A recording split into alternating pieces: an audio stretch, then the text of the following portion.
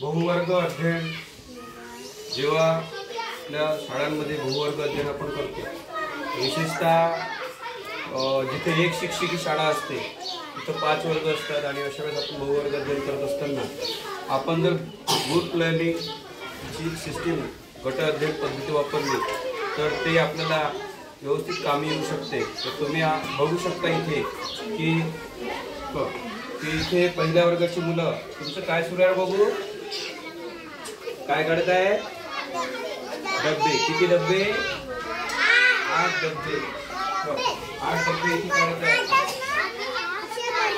आणि हे बघा 8 काढत आहे. या वर्गाचं जे दिसते इथं कोणता वर्ग आहे तुमचा? दुसरा वर्गातली मुलं काय करताय तुम्ही? स्थानिक किंमतचा सराव करत आहे. इथे असं बोर्ड पण आहे आणि या बोर्डवर सुद्धा ते सराव करू शकतात. तुमचा वर्ग कोणता आहे?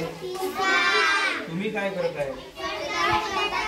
चढता उतरता क्रमचे गणित ही जी मुलं आहे ते इथं करताना आपल्याला दिसत आहे. तर इकडे बघूया आपण. इथे जो आहे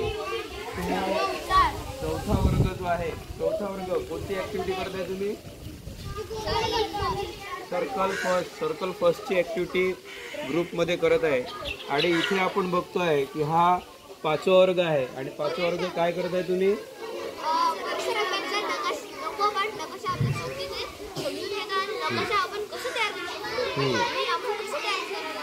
बरोबर, नकाशा वाचन आणि नकाशा तयार करण्याचं इथे बघत आहे.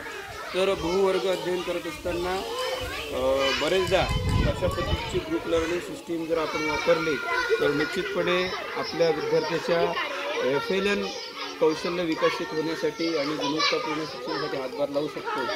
तर म्हणूनच आपण इथं बघतोय की मुलं ग्रुप लर्निंग आणि पीअर लर्निंगमध्ये ते बघताय तिकडे मागे पण की त्यांचं वेगवेगळ्या ॲक्टिव्हिटी जे आहे ते सुरू झालेल्या आहेत. ठीक आहे.